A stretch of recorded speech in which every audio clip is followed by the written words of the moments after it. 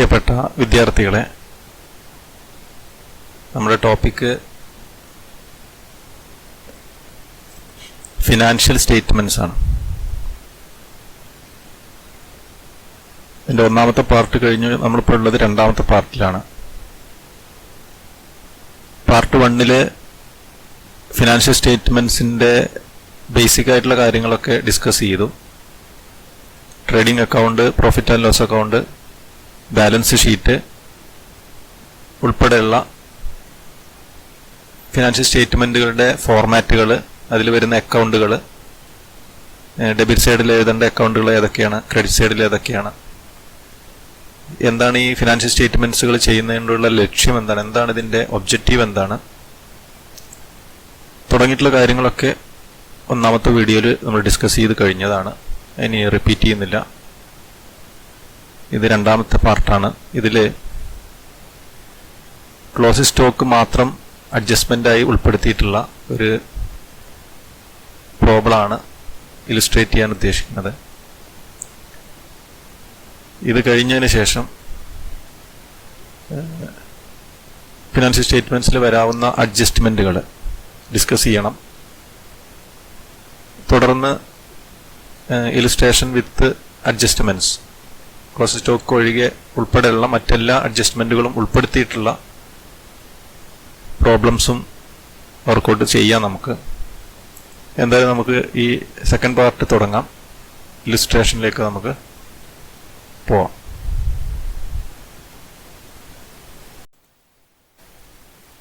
From the following trial balance of Mr. Santosh, prepare trading and profit and loss account for the year ended 31st March 2020 and a balance sheet as on that date. Santhosh എന്ന് പറയുന്ന ഒരാളുടെ trial balance താഴെ തന്നിട്ടുണ്ട്. Trading and profit and loss അക്കൗണ്ടും balance ഷീറ്റുമാണ് തയ്യാറാക്കേണ്ടത്. Trial balance നോക്കാം. Stock on 1st April 2019 13,000, capital 2,41,000, cash in hand 53,000, purchases 80,000, carriage inwards 3,400, sales 1,90,000, purchases returns 1,500, sales return 3,000, investment 6,200, rent 16,800, salaries 24,000, wages 12,000, land and building 2 lakh, bills receivable 8,000, drawings 4,800, office expenses 1,200, bank loan 23,000, discount 700, commission received 800, sundry debtors 30,000, sundry creditors 17,800, furniture 18,000, total 4,74,100. ഇതാണ് നമുക്ക് തന്നിട്ടുള്ള trial balance. താഴെ ഒരു adjustment തന്നിട്ടുണ്ട്. Closing stock on 31st March 2020 is rupees 20,800. അടുത്ത പ്രൊസീജിയറിലേക്ക് പോവാം. Trading and profit and loss account നമുക്ക് തയ്യാറാക്കാം. ട്രയൽ ബാലൻസ് ഇവിടെ ഡിസ്പ്ലേ ചെയ്തിട്ടുണ്ട്. വലതുഭാഗത്തായി trading and profit and loss account ചെയ്യാം. ട്രേഡിംഗ് അക്കൗണ്ടും പ്രോഫിറ്റ് ആൻഡ് ലോസ് അക്കൗണ്ടും അതിന്റെ ഫോർമാറ്റ് ഒക്കെ നമ്മൾ കഴിഞ്ഞ വീഡിയോയിൽ പരിചയപ്പെട്ടതാണ്. ട്രേഡിംഗ് അക്കൗണ്ടിൽ ഏറ്റവും ആദ്യം എഴുതേണ്ടത് ഓപ്പണിംഗ് സ്റ്റോക്ക് ആണ്. ക്വസ്റ്റ്യനിൽ ആദ്യമേ തന്നിട്ടുണ്ട് സ്റ്റോക്ക് ഓൺ 1st April 2019 13,000. ഇതാണ് ഓപ്പണിംഗ് സ്റ്റോക്ക്. ട്രേഡിംഗ് അക്കൗണ്ടിലെ ഫസ്റ്റ് ആയിട്ട് എഴുതേണ്ടത് ഓപ്പണിംഗ് സ്റ്റോക്ക് ആണ്. Opening stock 13,000. ഓപ്പണിംഗ് സ്റ്റോക്ക് കഴിഞ്ഞാൽ അടുത്തത് പർച്ചേസസ് ആണ് എഴുതേണ്ടത്. പർച്ചേസസ് എമൗണ്ട് 80,000 ആണ്. എമൗണ്ട് കോളത്തിൽ എഴുതണോ പർട്ടിക്കുലേഴ്സ് കോളത്തിൽ എഴുതണോ എന്ന് തീരുമാനിക്കുന്നത് പർച്ചേസസ് റിട്ടേൺസ് ക്വസ്റ്റ്യനിലുണ്ടോ എന്ന് നോക്കിയിട്ടാണ്. പർച്ചേസസ് റിട്ടേൺസ് ക്വസ്റ്റ്യനിൽ തന്നിട്ടുണ്ട്, അതുകൊണ്ട് 80,000 എഴുതേണ്ടത് ഇന്നർ കോളത്തിലാണ്. പർച്ചേസസ് റിട്ടേൺസ് പർച്ചേസസിൽ നിന്ന് കുറക്കണം, ലെസ് പർച്ചേസസ് റിട്ടേൺസ്. എമൗണ്ട് 1,500. 80,000 നിന്ന് 1,500 മൈനസ് ചെയ്യുക, then 78,500. ഇനി ഡയറക്റ്റ് എക്സ്പെൻസുകൾ ക്വസ്റ്റ്യനിൽ തന്നിട്ടുണ്ടോ എന്നാണ് പരിശോധിക്കേണ്ടത്. സാധനങ്ങൾ കൊണ്ടുവരാനുള്ള ചെലവോ സാധനങ്ങൾ പ്രൊഡ്യൂസ് ചെയ്യാനുള്ള ചെലവോ ആണ് ഡയറക്റ്റ് എക്സ്പെൻസുകളായിട്ട് എഴുതേണ്ടത്. Carriage inwards 3,400. വേജസ്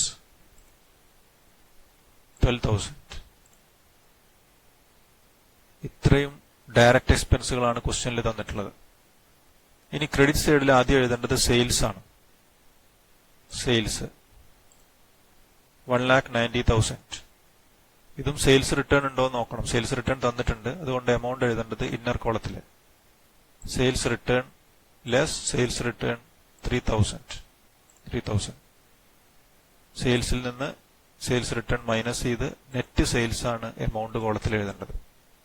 ഇനി ഇതിൽ എഴുതേണ്ട ഒരു അക്കൗണ്ട് കൂടിയുണ്ട്, ഏതാണ്? Closing stock. ക്ലോസിംഗ് സ്റ്റോക്ക് ഇവിടെ വാല്യൂ ചെയ്ത എമൗണ്ട് തന്നിട്ടുണ്ട് 20,800. Closing stock 20,800. ട്രേഡിംഗ് അക്കൗണ്ടിൽ എഴുതേണ്ട മുഴുവൻ അക്കൗണ്ടുകളും നമ്മൾ എഴുതി കഴിഞ്ഞു. ഇനി ട്രേഡിംഗ് അക്കൗണ്ട് ബാലൻസ് ചെയ്യണം. ബാലൻസ് ചെയ്യുമ്പോൾ നമുക്ക് ഗ്രോസ് പ്രോഫിറ്റ് അല്ലെങ്കിൽ ഗ്രോസ് ലോസ് ലഭിക്കും. രണ്ട് എമൗണ്ട് കോളങ്ങളും ടോട്ടൽ ചെയ്യണം. ടോട്ടൽ ചെയ്ത് വലിയ ടോട്ടലാണ് രണ്ട് സൈഡിലെയും ടോട്ടലായിട്ട് എഴുതേണ്ടത്. ക്രെഡിറ്റ് സൈഡിലെ ടോട്ടലാണ് കൂടുതൽ, 2,07,800. ഈ ടോട്ടൽ നമ്മൾ ഡെബിറ്റ് സൈഡിൽ എഴുതി. ഈ ടോട്ടലിൽ നിന്ന് ഡെബിറ്റ് സൈഡിലെ എല്ലാ എമൗണ്ടുകളും മൈനസ് ചെയ്യുമ്പോൾ കിട്ടുന്നതാണ് 1,09,000. ഇതാണ് ഗ്രോസ് പ്രോഫിറ്റ്. ഇൻകം കൂടുതലാണ്, എക്സ്പെൻസ് കുറവാണ്, അതുകൊണ്ടാണ് നമുക്ക് എന്ത് കിട്ടിയത്? ഗ്രോസ് പ്രോഫിറ്റ് കിട്ടിയത്. കഴിഞ്ഞ വീഡിയോയിൽ ഞാൻ പറഞ്ഞിരുന്നു, profit and loss account is an extension of trading account. Trading അക്കൗണ്ടിന്റെ ഒരു എക്സ്റ്റൻഷൻ ആണ് profit and loss account.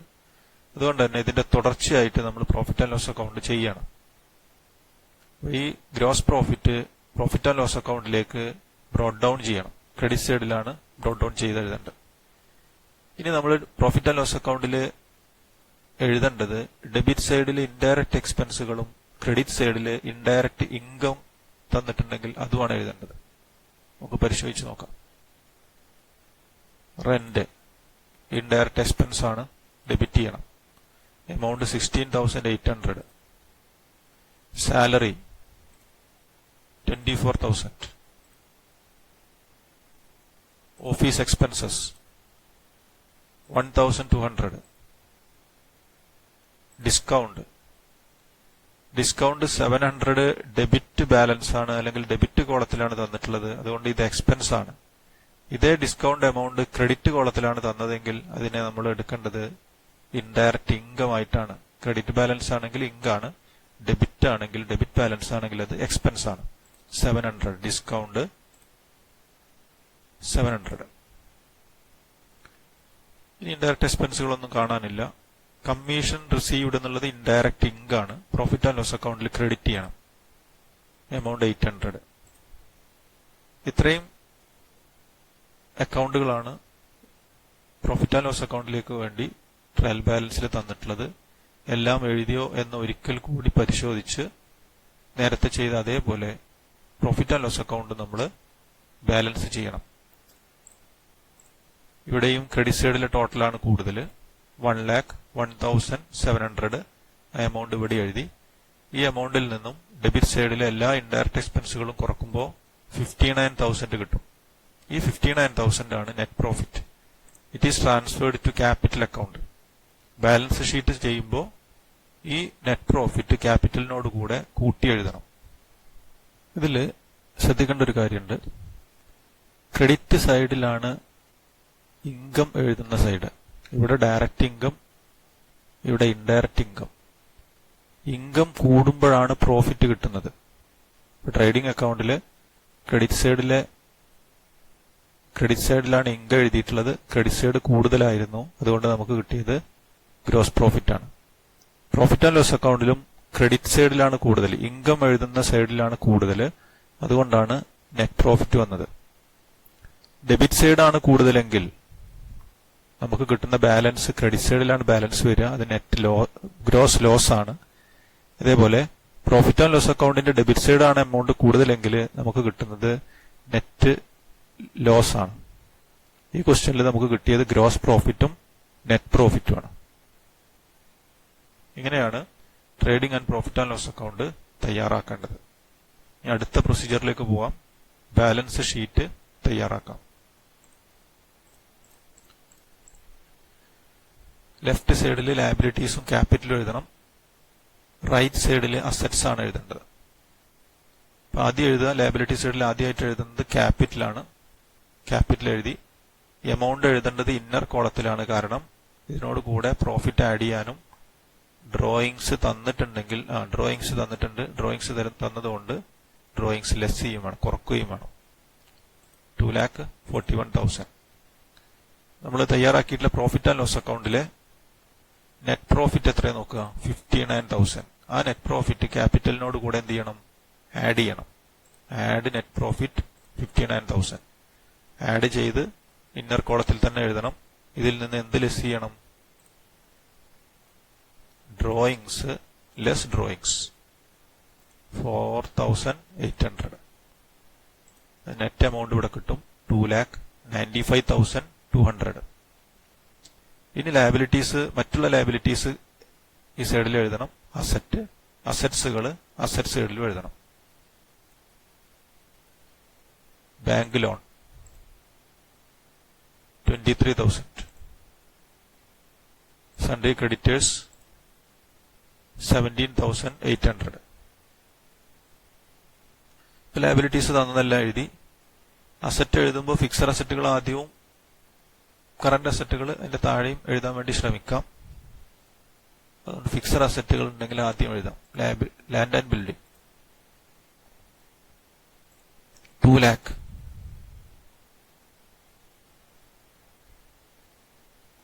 Furniture 18,000.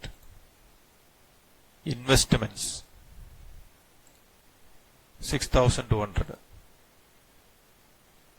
Fixed അസറ്റുകൾ കഴിഞ്ഞു. ഇനി കറന്റ് അസറ്റുകൾ എഴുതാം. Cash in hand 53,000. Bills receivable 8,000. Sundry debtors 30,000. Trial ബാലൻസിലെ മുഴുവൻ അക്കൗണ്ടുകളും ട്രേഡിംഗ് അക്കൗണ്ടിലേക്കോ പ്രോഫിറ്റ് ആൻഡ് ലോസ് അക്കൗണ്ടിലേക്കോ ബാലൻസ് ഷീറ്റിലേക്കോ നമ്മൾ മാറ്റി എഴുതി കഴിഞ്ഞു. ട്രയൽ ബാലൻസിന് പുറത്ത് തരുന്ന അഡ്ജസ്റ്റ്മെന്റിൽ തരുന്ന എല്ലാ അക്കൗണ്ടുകളും 2 സ്ഥലത്തെങ്കിലും കാണിക്കേണ്ടി വരും. ക്ലോസിംഗ് സ്റ്റോക്ക് നമ്മൾ നേരത്തെ ട്രേഡിംഗ് അക്കൗണ്ടിൽ ക്രെഡിറ്റ് ചെയ്തിട്ടുണ്ട്. ഇതേ ക്ലോസിംഗ് സ്റ്റോക്ക് ബാലൻസ് ഷീറ്റിൽ അതൊരു അസറ്റാണ്, അസറ്റായിട്ടും കാണിക്കണം. Closing stock 20,800. ഇനി നമ്മൾ ബാലൻസ് ഷീറ്റ് ടോട്ടൽ ചെയ്യണം. ടോട്ടൽ ചെയ്യുമ്പോൾ 3,36,000. ഈ സൈഡ് ടോട്ടൽ ചെയ്യുമ്പോഴും 3,36,000.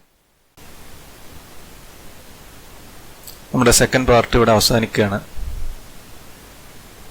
ഇതിൽ നിങ്ങൾ ട്രേഡിംഗ് അക്കൗണ്ടും പ്രോഫിറ്റ് ആൻഡ് ലോസ് അക്കൗണ്ടും ബാലൻസ് ഷീറ്റും ചെയ്യാനുള്ള ഒരു ബേസിക് ആയിട്ടുള്ള ഐഡിയ നിങ്ങൾ ഉണ്ടാക്കിയെടുത്തിട്ടുണ്ടാവും. ഈ ടോപ്പിക്കുമായി ബന്ധപ്പെട്ട് എന്തെങ്കിലും ഡൗട്ടുകൾ ഉണ്ടെങ്കിൽ നിങ്ങൾ കമന്റ് ചെയ്യണം. ഇതിനുശേഷം നിങ്ങൾക്ക് ഉപകാരപ്പെട്ടു, ഇത് നിങ്ങളുടെ പഠന കാര്യത്തിന് ഉപകാരപ്പെട്ടു എന്ന് തോന്നുകയാണെങ്കിൽ ഇത് നിങ്ങളെ സുഹൃത്തുക്കൾക്ക് നിങ്ങൾ ഷെയർ ചെയ്യണം. ഇതിനുശേഷമുള്ള വീഡിയോകളിൽ അഡ്ജസ്റ്റ്മെന്റ്സും മറ്റു ഇലിസ്ട്രേഷനുമായിട്ട് നമുക്ക് ഇനിയും വീണ്ടും കാണാം. Thank you.